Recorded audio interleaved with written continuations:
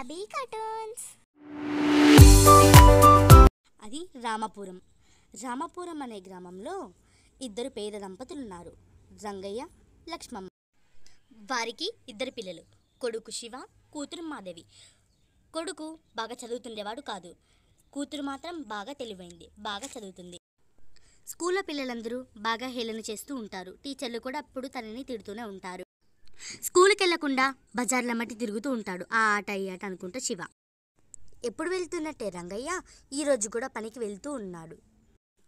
పనిలో రంగయ్యను జమీందారు గారు ఇలా అవమానించారు. ఏంటి రంగయ్య, మీ కొడుకు శుద్ధమొద్దంటగా, ఏమీ రాని దద్దమ్మంట కదా.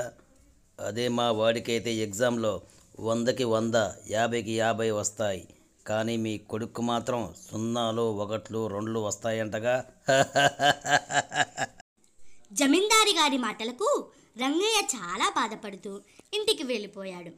అలా వెళ్ళిన రంగయ్య మంచం మీద కూర్చొని మౌనంగా బాధపడుతున్న రంగయ్యను చూసి లక్ష్మమ్మ, ఏం జరిగిందండి, చాలా బాధపడుతున్నారు, మీలో మీరే బాధపడుతున్నారు అని ప్రశ్నించింది. ఇంతలో స్కూల్ నుంచి ఇంటికి వచ్చిన శివ, మాధవి బాధపడుతున్న అమ్మ నాన్నని చూసి ఇలా అడిగారు. నాన్న చాలా బాధపడుతూ మంచంలో కూర్చున్నారు, ఏం జరిగింది? బాబు, మీ నాన్నగారు పని విషయంపై బయటికి వెళ్తే అక్కడ జమీందారు నీ చదువు విషయంపై బాగా ఘోరంగా అవమానించారట. ఆ మాటలు విన్న శివ చాలా బాధపడుతూ వాళ్ళ నాన్న గురించి ఆలోచిస్తూ, ఆ రాత్రంతా శివ చాలా బాధపడుతూ వాళ్ళ నాన్న గురించి ఆలోచిస్తూ చాలా బాధపడుతూ పడుకున్నాడు. ఇంతలోనే తెల్లారింది. లక్ష్మమ్మ, రంగయ్య, మాధవి చాలా ఆశ్చర్యపోయారు. ఎందుకంటారా, రోజు 9ంటికి లేచే శివ ఈరోజు 6:30కి లేచారు. అలా ఊరిలో అవమానపడ్డ నాన్నని తలుచుకొని చదువులో చాలా చురుగ్గా ముందుకు వెళ్ళసాగాడు.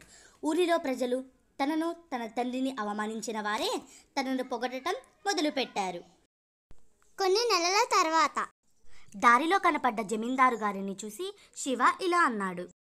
చూసారా జమీందారు గారు, మీరు ఎవరినైతే అవమానించారో ఇప్పుడు వారి కొడుకే చాలా జీవితంలో ఉన్నత స్థాయికి ఎదిగాడు, బాగా చదువుకొని. అప్పుడు జమీందారు గారు తన అన్న మాటలకి చాలా బాధపడి అవమానంతో అలాగే నిల్చున్నాడు. పిల్లలు, ఈ కథ నుంచి మనం నేర్చుకోవాల్సింది ఏమిటంటే, చదువుని అశ్రద్ధ చేయకూడదు, ఎవరిని తక్కువగా చేసి మాట్లాడకూడదు. మంచిగా చదువుకుంటేనే చదువుతో పాటు మనకు గౌరవం కూడా పెరుగుతుంది. చదువుని నిర్లక్ష్యం చేయకూడదు. బాగా చదువుకొని మీ తల్లిదండ్రుల స్థాయిని పెంచాలి. Please guys, like, share, subscribe.